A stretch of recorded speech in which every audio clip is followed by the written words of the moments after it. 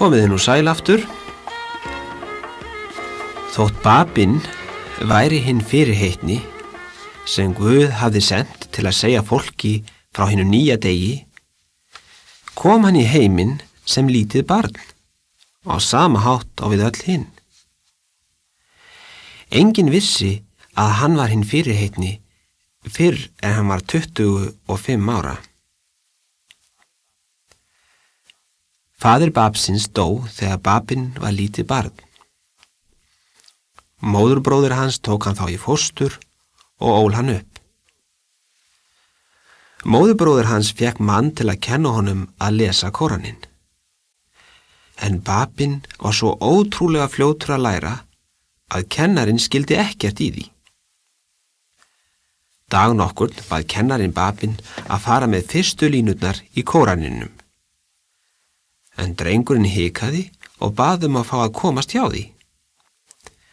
Hann sagði að ef honum yrði ekki sagt hvað orðin þýddu, teldi hann ekki rétt að reyna að hafa þau yfir. En kennarinn þóttist ekki vita hvað orðin þýddu. Ég veit hvað þessi orð merkja, sagði drengurinn þá. Með yðar leyfi skal ég útskýra þau. Hann útskýrði þau svo viturlega að kennari hans átti ekki orð til að lýsa hrifningu sinni. Hann gerði sér grein fyrir því að drengurinn þurfti ekki á kennara að halda. Næsta dag fór hann með drenginn á skrifstofu frændans. Ég komið með hann aftur til yðar, sagði hann. Það ekki við hæfi að fara með hann eins og barn, því hann býr yfir guðlegu mætti. En frændi drengsins vildi ekki að hann hætti náminu. Hann leit hvasst á Babinn og sagði honum að hann yrði að haga sér eins og önnur börn, sitja hljóður og hlusta vandlega á hvert orð kennara síns. Babinn lofaði að reyna það og fór aftur í skólan. En honum var ómögulegt að vera eins og hin börnin. Sál hans vissi allt, án þess að hún var í kennt það. Að lokum ákvað frændi hans að taka hann úr skólanum og láta hann hjálpa sér við kaupsýslu sína. Nokkrum árum seinna kvæntist Babinn og þeim hjónum fæddist lítill sonur. Hann var nefndur Ahmad. Þið getið rétt ímyndað ykkur hver faðir hans og móðir elskuðu hann mikið. En dag einn, þegar Ahmad litli var enn barn að aldri, veiktist hann og dó. Foreldrar hans voru ákaflega sorgmædd yfir sonarmissinum, en Babinn vissi að Guð myndi gæta drengsins síns. Hann bað Guð að fá sjálfur að deyja. Hann vildi fórna lífi sínu fyrir Guð, vegna þess að hann elskaði hann svo mikið. Guð bænheyrði Babinn. Seinna skal ég segja ykkur frá því hvernig Babinn dó.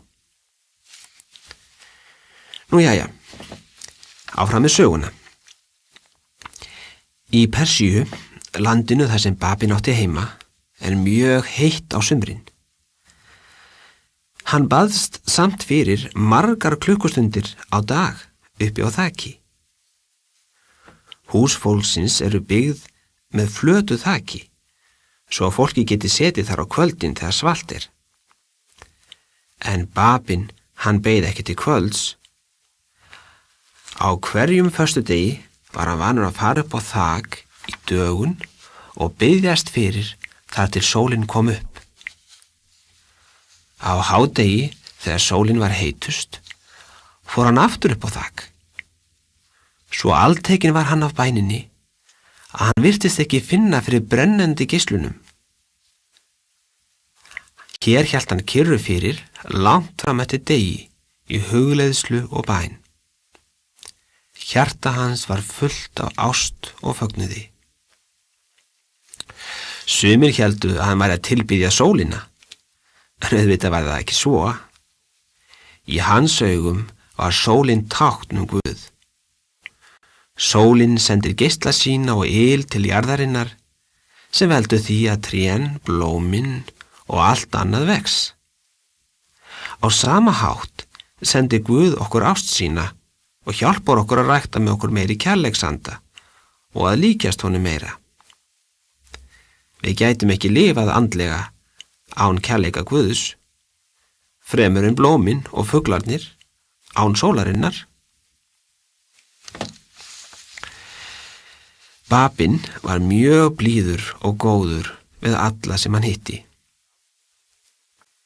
Hann sóttist aldrei eftir neinu handa sjálfum sér, en gaf öðrum alltaf það besta af öllu. Það eitt að vera í návist hans gerði menn alsæla og ekkert var yndislegra en að heyra hann tala. Hann var mjög heiðarlegur og gætti þess vel sem honum var trúað fyrir. Dag nokkurn lét maður nokkur hann hafa vöru og bað hann að selja hana fyrir sig. Eins og þið munið var Babin kaupmaður ásamt móðurbróður sínum. Maðurinn sagði Babnum nákvæmlega hvað hann vildi fá fyrir vöruna. Þegar Babin hafði selt vöruna, sendi hann manninum peningana sem hann fékk fyrir hana, auk talsverðrar upphæðar sem hann tók úr eigin vasa. Manninum fannst skrítið að fá svona mikla peninga fyrir vöruna. Hann skrifaði því Babnum bréf og spurði hann hvernig stæði á þessu. Babin skrifaði honum svarbréf og í því stóð meðal annars: Það sem ég sendi þér átt þú fyllilega skilið. Í eina tíð var varan sem þú trúði mér fyrir svona mikils virði.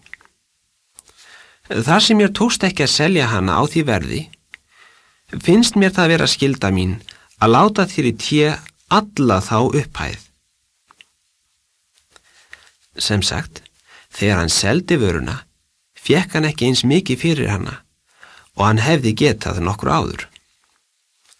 Babnum fannst það vera sín sök að hafa ekki selt hann á réttum tíma. Hann sendi því manninum peninga til viðbótar við þá sem honum hafði tekist að fá fyrir vöruna. Það hefðu ef til vill ekki allir gert. Það var því ekki að undra að öllum þótti vænt um hann. Hann hlýtur að hafa verið allra yndi, jafnvel sem lítill drengur. Því hann var aldrei óvingjarnlegur við neinn, en sýndi öllum fullkomið ástríki.